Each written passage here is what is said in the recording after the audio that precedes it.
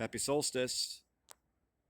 It is Friday, June 21st, 2024, and we're here at Summit Sips in the Train Wreck area of Seward. And the coffee shop here, Summit Sips, is closing early for the day. So we're going to go in here real quick, and I ordered a coffee, and I have my camera charging, so we'll make this quick so this gentleman can walk up. So this is the interior of the car. What's interesting about this car is this is a World War II hospital car. Disclaimer, I do not, off the top of my head, know the original road numbers of the cars on site here. But I know where I can source that information, and when I do, I will put that in the description.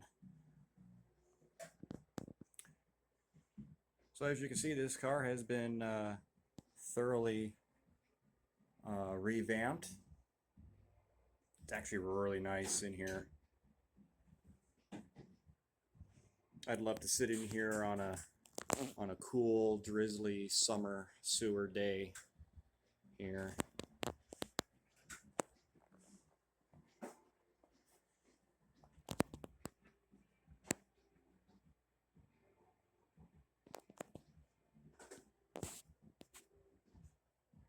So here in a minute, we'll go out and take a look at some of the air cars that are here. Now, this area that is the train wreck, the property is going to be redeveloped. We'll go over here. It's being redeveloped by Harbor 360, which is the hotel right there. And Harbor 360 that is going to add on to their hotel and make a big parking lot right here where these cars are at. And so at the end of the summer, the businesses will be relocating, and everything will be disappearing. That car over here that we're looking at, Mary Kroll of Whistle Hill down in Soldotna, she has that car. And as you can see, there is a troop kitchen car and a troop sleeper car out here, and it's unknown where those are going to go, and we'll definitely take a look at them.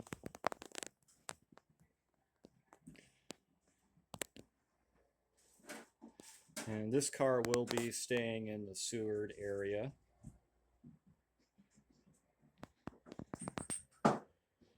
So if y'all are here in the summertime and you take the train to Seward, or you're just here in Seward and you want to do some train stuff, come here to Summit Sips. This is actually a pretty cool little spot here. I really like it. All right, now we're going to go take a look at some of the other cars.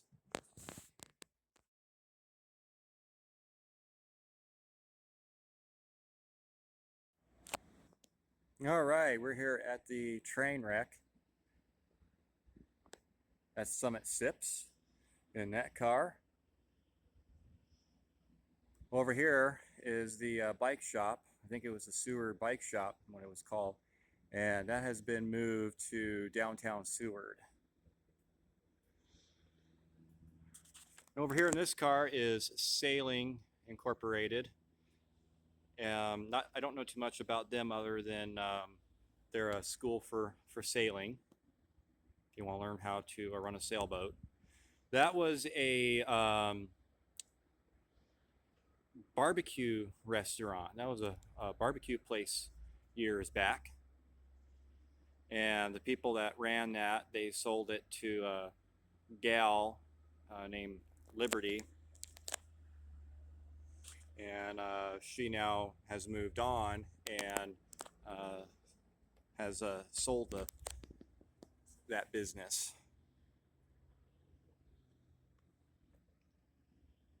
And then back over here behind me is the motel car, if you will. And the lighting is going to be really bad because the sun and everything right above me. And we'll walk around and take a look at this other stuff here. So we have two good examples that are at a nice level, nice height of troop sleepers and kitchens. So what are the differences that you can see, spotting features right off the bat? Okay, so this is a kitchen car, and if you notice, it has a series of 3 small square windows. And it also has the old vents, the rooftop vents for the kitchen car. Not the big square boxes. No, that's modern. So over here, with this kitchen car, I'm sorry, sleeper car, look at the big windows, the big patches. Back in the day, there were windows right there, and when this was converted into a outfit car, some of the windows were plated up.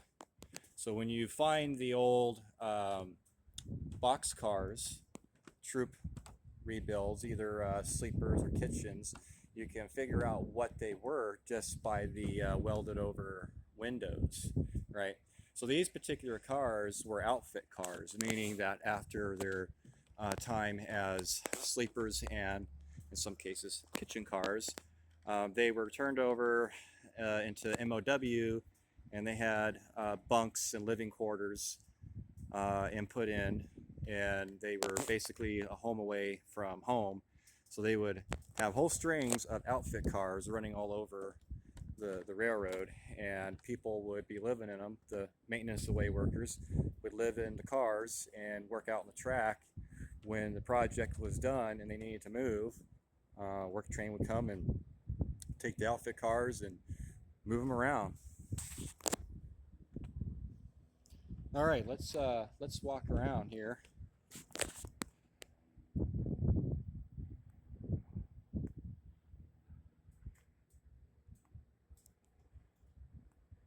Just gonna do a little view like this so you can kind of see everything here.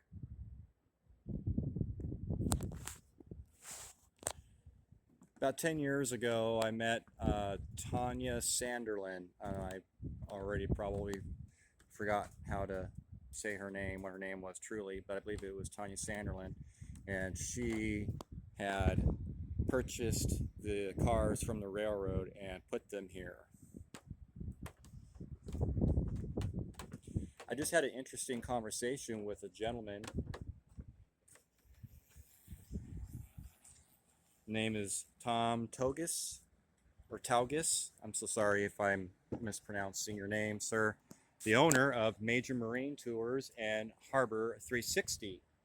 And he told me a little bit about what's going on here with this property. Now, what's happening is this property is going to be redeveloped by Harbor 360.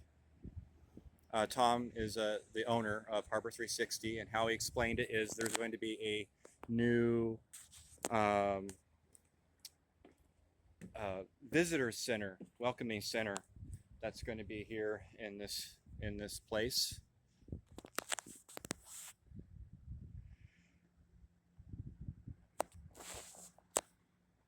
Technically, this is railroad property. Alaska Railroad property is just leased, and the railroad has specifically mentioned that they didn't really care for the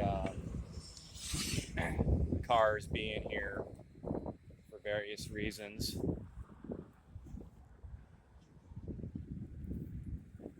So this is a World War II era hospital car, right?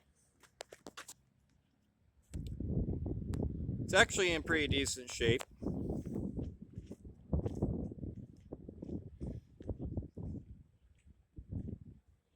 These were also outfit cars. As the then new to Alaska Railroad Union Pacific cars, as they started arriving in the early 1970s, a lot of these old cars, the hospital cars, were either turned into outfit cars or sold off and retired, or scrapped.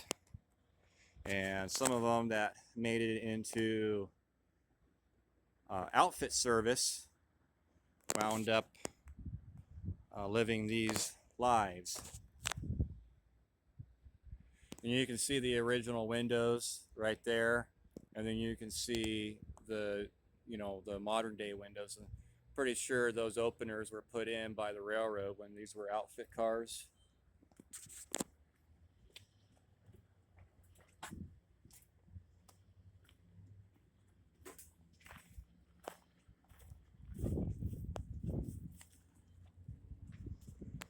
And here, just so y'all can see, this is the small boat harbor in Seward.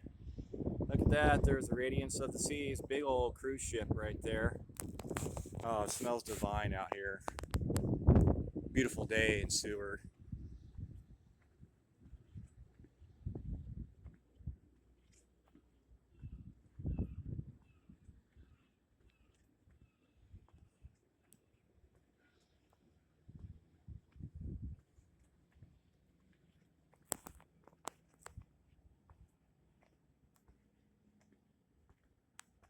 So by the end of this year, these cars will be moved.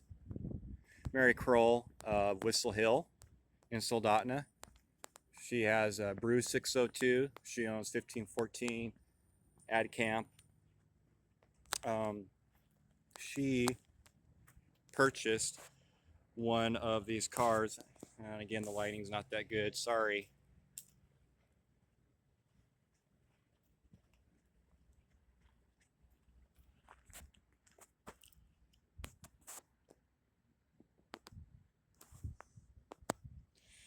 Anyway, she purchased the kitchen car, right?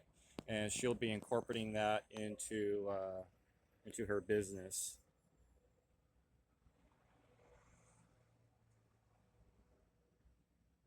These are old trucks you can see here. These are not the original trucks. They had Allied full cushion trucks. But over the years they did get changed out with modern roller bearings. Now, I want to say that from what Tanya told me,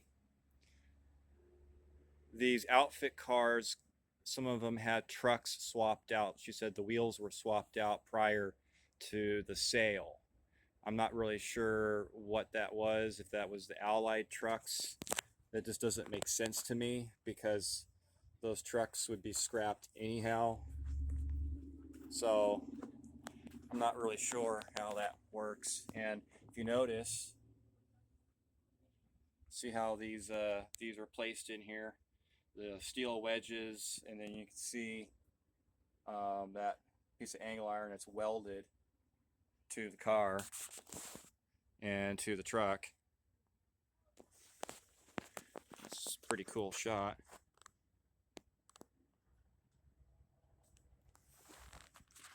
All right. So that is a sleeper, right? And look at this, additional lines here, the steam lines down there. You know, this is all old school railroad stuff right here. Yes, steam lines. Oh, I'm so sorry. So we'll just cruise around here and try to get the sun to my back.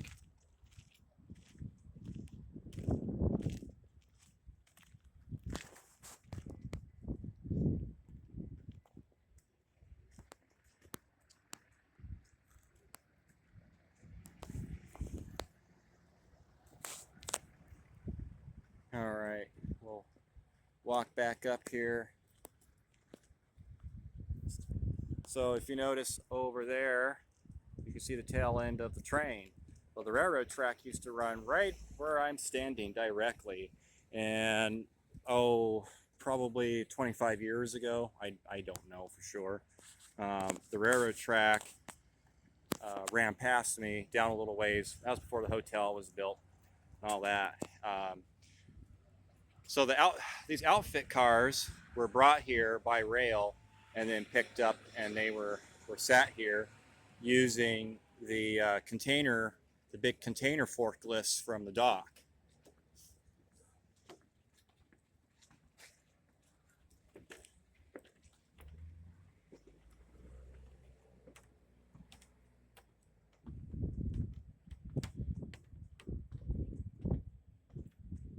It'll be interesting to see what happens with these cars.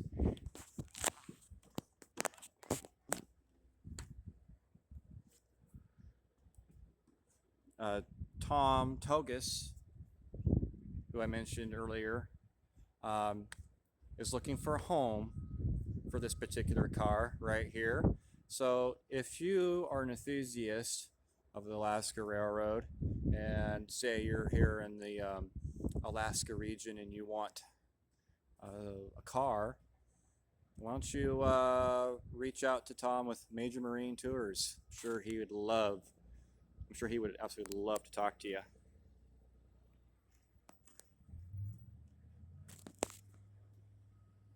All right, folks. Well, thanks for watching. This is the train wreck. Next time I come here, it will probably look a little bit different. Have a great day.